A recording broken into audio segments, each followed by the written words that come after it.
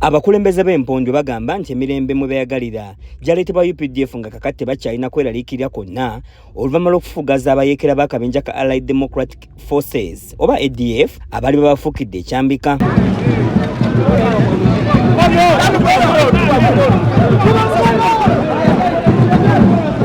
RDC we Kasese Lieutenant Joe Walusimbi yabazza President Museveni olw'okuzimba eggye ery'empisa ate nga bakolagana n'abantu ng'agamba nti kakati emirembe gibukadde ku nsala ey'empondwe.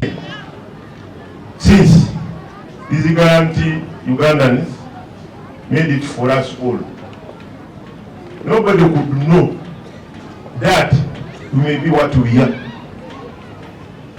Nobody could dream. Even my brothers here, the senior officers and the junior officers, knew that Saul will be a canon. You didn't know. But because of these 27 people, under the guidance of General Yoweri Kaguta Museveni. Kano Saulo Nabimanya nga yaduumira ekibinja ky'eggye lya UPDF ekya 222. Yeebazizza bannayuganda olw'okukolagana obulungi nabo ng'agamba nti kaka kino kibayambye nnyo okufugaza abayeekera ba ADF. Security is a shared responsibility. It is not for Colonel Nabimanya, it is not for the RPC, it is not for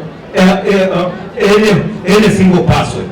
It is for us all. Let us embrace each other. Let us embrace peaceful coexistence, and our district shall be secure if we guarantee peace and stability. Ye Minisita omubeezi wa tekinologiya amawulire n'okulungamya eggwanga Honorable Godfrey Kabyanga Baluku ng'abadde omugenyi omukulu asiimye eggye lya UPDF olw'okuleeta emirembe n'obutebenkevu mu disitulikiti y'e Kasese n'ebitundu by'eggwanga kw'ossa amawanga agatuliraanye. We thank you as UPDF for the peace.